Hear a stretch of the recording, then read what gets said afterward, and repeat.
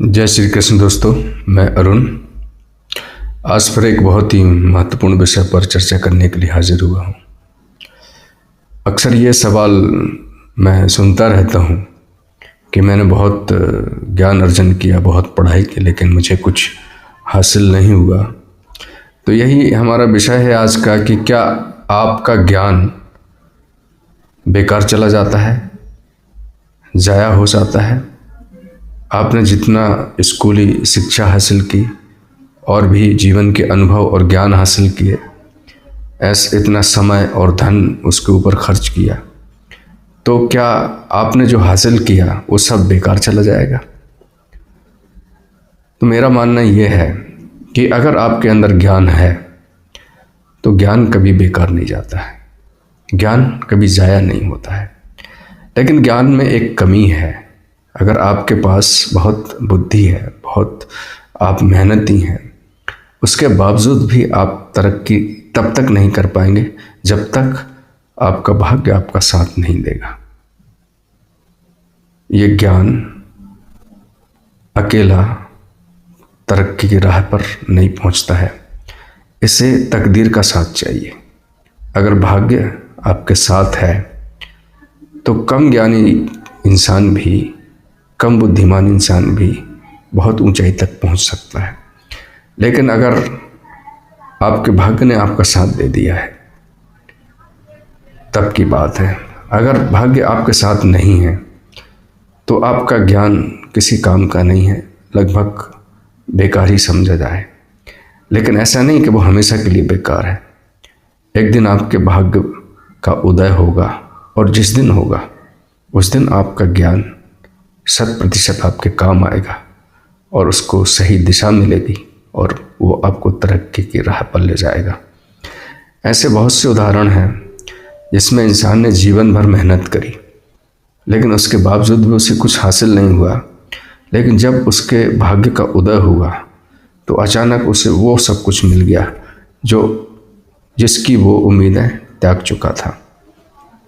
और कुछ लोग तो ऐसे भी हैं जो उम्मीदें भी नहीं करते थे और उन्हें वो हासिल हो गया, वो सब कुछ हासिल हो गया जो बहुत बड़े बड़े ज्ञानी और बहुत मेहनती लोगों को हासिल नहीं होता है। इसका रिसेंट का अभी उदाहरण है रानू मंडल का, कि उन्होंने जीवन भर सड़कों पर, फुटपाथों पर, रेलवे स्टेशन पर गाने गाए और ऐसे करोड़ों करोड़ों लोग हैं जो रानू मंडल से भी ज़्यादा टैलेंटेड हैं, उससे भी ज़्यादा अच्छी आवाज़ रखते हैं, फीलिंग रखते हैं, उसके साथ गाते हैं। लेकिन जब रानू मंडल का भाग्य उदय हुआ तब उसकी सिर्फ 3-4 लाइनें जो उन्होंने गाई थी, उस 3-4 गाने की जो लाइनें थी वो इतनी असरदार हो गई कि जो सुनता वो मोहित हो जाता। और इतना उसका प्रभाव हुआ कि वो रातों रात लोगों के दिल में बस गई, फेमस हो गई और उस मकाम तक पहुंच गई जहां बड़े बड़े जीवन भर तक मेहनत करने वाले लोग भी नहीं पहुंच पाते। तो ये है भाग्य का उदय। दूसरा उदाहरण है ये अपने बाबा का ढाबा का जो एक बुजुर्ग है उनका भी ऐसे ही जब भाग्य उदय हुआ। एक डब्बू अंकल हैं, उनका भाग्य उदय हुआ। ऐसे बहुत से लोग उदाहरण हैं जिनके भाग्य का जब उदय हुआ है तो तब उनका टैलेंट और उनका ज्ञान उनके काम आया है। उसके पहले वो उनका पूरा ज्ञान धरा का धरा रह गया। तो धैर्य आपको रखना चाहिए। आप बुद्धिमान हैं और आप अगर मेहनती हैं तो आपको एक और क्वालिटी जगानी होगी, धैर्य रखने की क्वालिटी जगानी होगी कि जिस दिन आपको आपका भाग्य दस्तक देगा, आपकी किस्मत जिस दिन खुलेगी, उस दिन आपकी हर एक एक शब्द जो ज्ञान का है वो आपके काम आएगा, उसके पहले नहीं आएगा। तो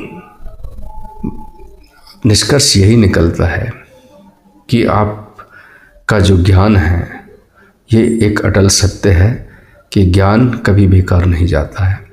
और दूसरा अटल सत्य ये भी है कि बगैर भाग्य के कोई इंसान तरक्की की राह पे नहीं चल सकता। ऐसा नहीं है कि जिसके भाग्य उतने अच्छे नहीं हैं वो आदमी भूखा मरता है, कुछ नहीं कर सकता है, ऐसा नहीं है। इस धरती पर इंसान को ईश्वर ने भेजा है, इंसान को क्या, हर प्राणी को।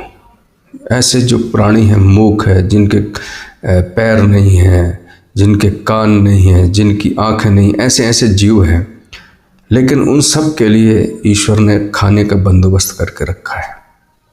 ऐसे ही इंसान है। इंसान चाहे लंगड़ा हो, लूला हो, अंधा हो, बहरा हो, चाहे उसकी बुद्धि खत्म हो गई हो, बुद्धिहीन हो, चाहे चालाक हो, बदमाश हो, कैसा भी हो, लेकिन उसके लिए ईश्वर ने खाने का बंदोबस्त करके रखा है। तो आप ये मत सोचिए कि आपकी किस्मत अगर आपके साथ नहीं तो आप भूखा मर जाएंगे, आपका परिवार भूखा रहेगा, ऐसा नहीं है। भोजन की व्यवस्था ऊपर वाले ने करके भेजी है। बस ये है कि कुछ लोग होते हैं जो सिर्फ अपनी रोजी रोटी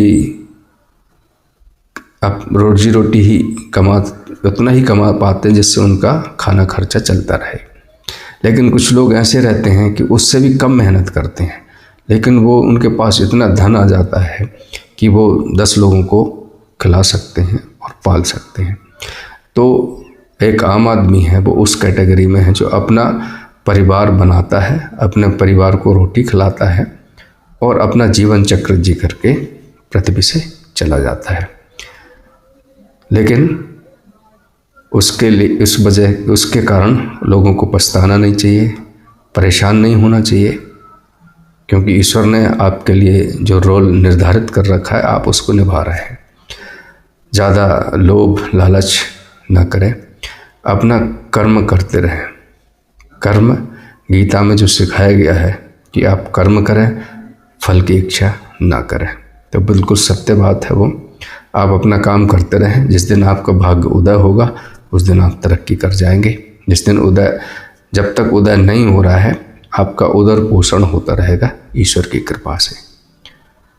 तो आज के लिए मैंने जो कहना चाह रहा था, मुझे उम्मीद है कि आप सब लोग समझ गए होंगे, और मैं अपनी बात यहीं पर ख़त्म करता हूँ। जय श्री कृष्ण, जय।